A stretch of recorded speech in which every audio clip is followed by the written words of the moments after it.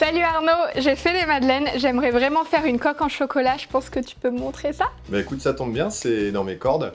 Je vais t'expliquer comment on tempère le chocolat pour avoir une jolie coque brillante sur tes madeleines et qu'elle soit vraiment très gourmande. Alors pour cette recette, on va donc utiliser du chocolat Ligne Dessert 70%, donc pour faire ce tempérage et enrober nos madeleines. Donc on y va, on va casser les tablettes. Donc là l'objectif c'est de faire fondre le chocolat à 45 degrés. Donc nous on va le faire fondre au bain-marie, donc on va faire chauffer de l'eau, mais on peut aussi le faire chauffer au micro-ondes.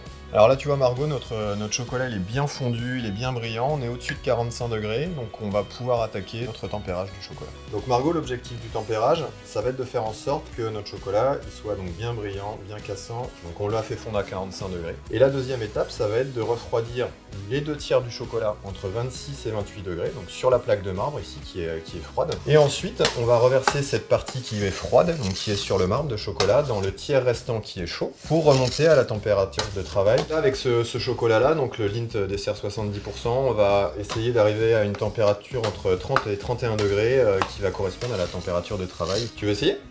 Je peux essayer. Allez. Je garantis rien. Parfait. Allez, on verse.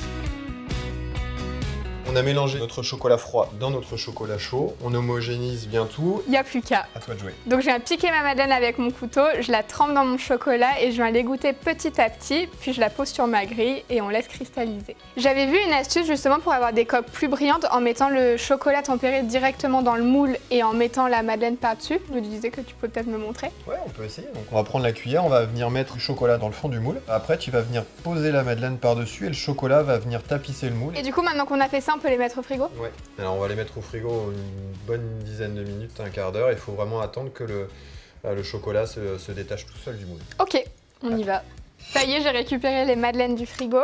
Super. On va les démouler. Ah oui, bien plus brillantes. Alors tu vois là, tu as vraiment la différence. Quand on fait la même chose dans un moule, ça ressort beaucoup plus brillant parce que le moule va permettre d'avoir une brillance beaucoup plus optimum.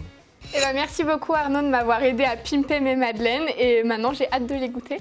Allez, on y va. Chill. Super bon.